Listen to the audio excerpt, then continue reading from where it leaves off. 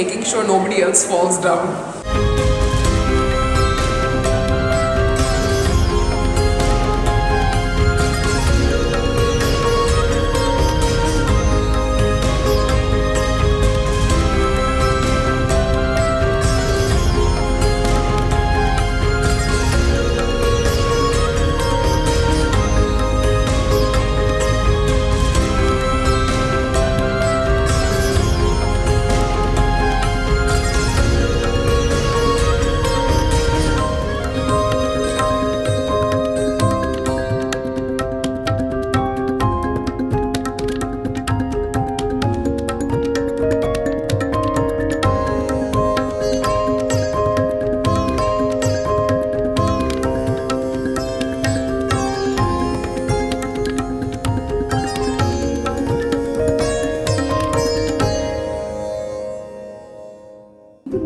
ஏதாவது கலர் இருக்கா டேன் சரி okay.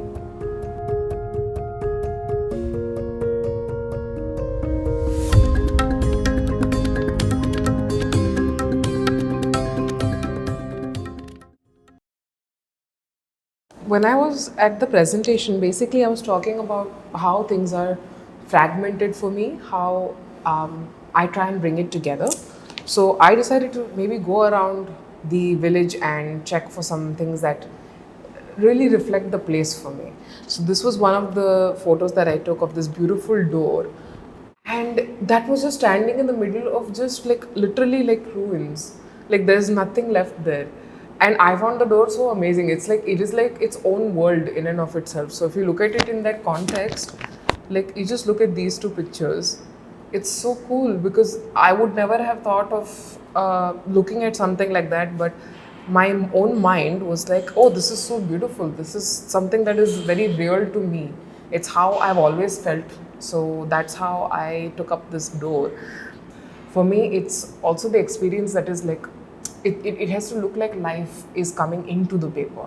Life is that big on the, the image is that big, it should influence people in a way that is lifelike for them, like life size. So that is why I wanted to create these sort of sketches of different parts of the village that are very appealing but also very interesting to me. So yes, from the photo, because I initially when I saw it, I said, okay, let me see if I can make it much bigger. But right now I don't have the paper, so I said, let me at least sketch it a few times. So as artists, we sketch our subjects a lot. So for me, sketching it a few times makes it easier for me to transfer onto a larger place or a larger idea. So hopefully I get to do that eventually.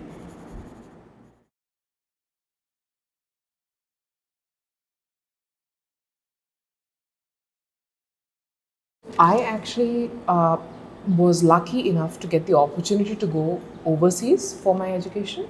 I went to New York and studied at Pratt Institute for 4 years. And then I completed my BFA there with honors and came back to work for about 2 years in Goa and Bombay. After working, I realized that I very much wanted to do my master's, but I wasn't sure what subject to do it in. So I was lucky to be a part of Space 118, a residency that even now exists in Bombay and nurtures a lot of talent. And I met somebody from MSU Baroda there who said, you write really well, why wouldn't you apply for art history also? So I applied to be an art historian at MSU Baroda and completed my master's in 2019.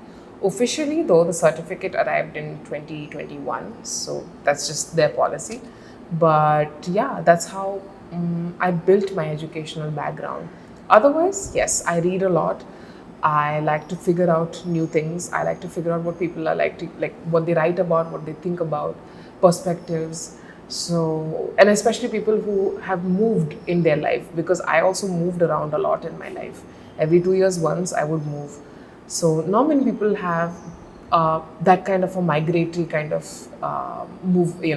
life in any way. So when I have somebody who's, even the current book that I'm reading, the person is an archaeologist, and even for me, it's kind of like that, where I'm like an archaeologist trying to dig into my own life and figure out where I got my inspiration, where my education is playing a part, and where I can reflect the best of my ability also. Handling different mediums, Yes. photography or this and that. Can you explain a little bit of that?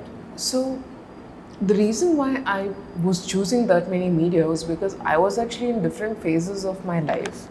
See, when you're traveling or when you're doing work, you don't pay attention to how deep that philosophy goes. You pay attention to how you want to express yourself. So that was the moment I expressed myself. And if I chose a different medium, it was because my mind wanted to just explore. You, as an artist, you explore, you experiment, you want to make a thing that's bigger than yourself usually. So that was the same for me. So I feel my intention was to basically make sure that the viewer was able to see different worlds through my eyes, because that's how I was seeing it. When I moved those many places, I would see so many different, experiences all at once. So reflecting that is not easy, or putting that into a canvas is not easy. So I found mediums that were helping me express it very beautifully, but also in an elegant way that, that really, like, it reflects a lot of what I was seeing in real time. So yeah, that's why different mediums. Next one. Yeah. How you are communicating with the outside? So the only way that I know how to communicate is either through Instagram or through my website. There are many communities that are there, art communities also, that because I was part of in the pandemic, they also keep in touch from time to time. But yeah, that's how I communicate with the outside world and put my art out there for everybody to see.